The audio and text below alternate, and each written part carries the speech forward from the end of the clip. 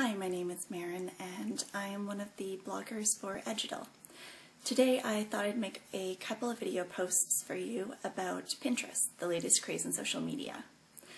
So the first video, the one that you're watching now, is all about the basics of Pinterest, just to introduce you to what it's all about and how it works. And the second video is all about how museums are using Pinterest. So I'll take a look at a few examples of different museums and how they're using it in interesting ways. So first of all, the basics. So Pinterest is relatively small for social media with about 21 million active users. It's definitely a niche market, with most users being like myself, female. And stayed mostly in fashion, cooking, crafting, and design. So without further ado, let's check it out.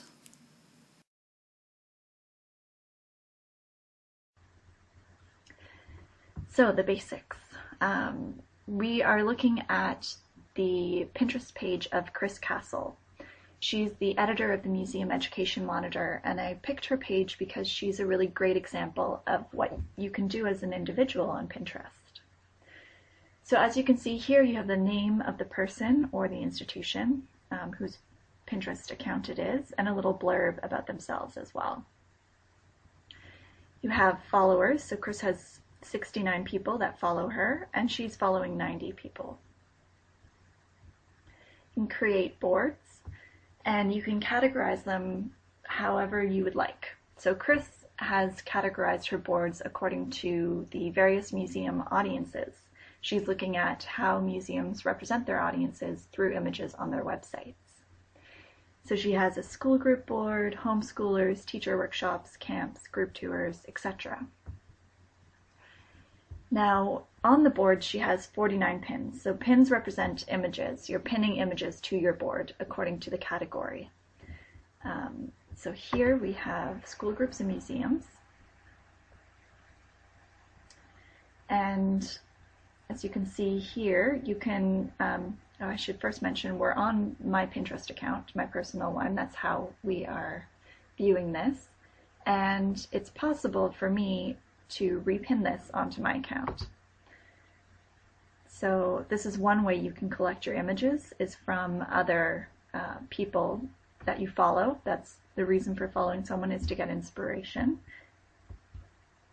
So here I'm repinning one of Chris's pins onto my Meaningful Museums board. And this gives you lots of nice information about the image as well when you click on it. So you can, well, first of all, you can like it on Facebook. Many people have their Pinterest linked into their Facebook as well, so people can see your activity on Pinterest if they are following your Facebook as well, or if they like you. You can embed the image, you can email it, you can tweet it.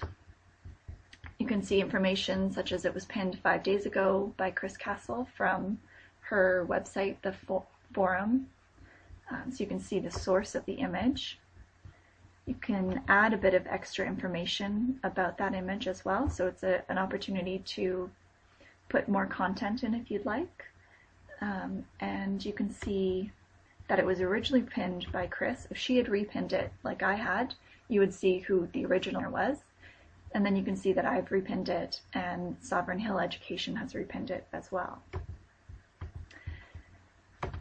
So you can repin an image, you can like it, and you can comment on it. Now for your boards, you can also write a little bit about the board as well.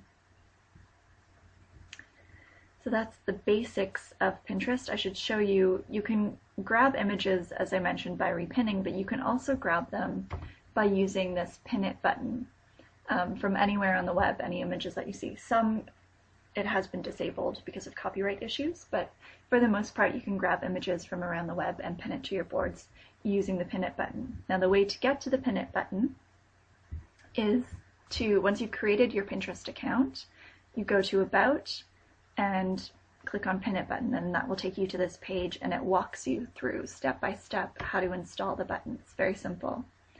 It even has a little video if you'd like. to show you about that. You can also install it on your smartphone and create a follow button. So when you're on Pinterest, you can create this button and put it on your website so people know that you're on Pinterest and that they can follow. So it's really great to do. Okay, so now we're done the basics. So those are the basics. Thanks for watching my first video. Please do check out the second to see how museums are using Pinterest.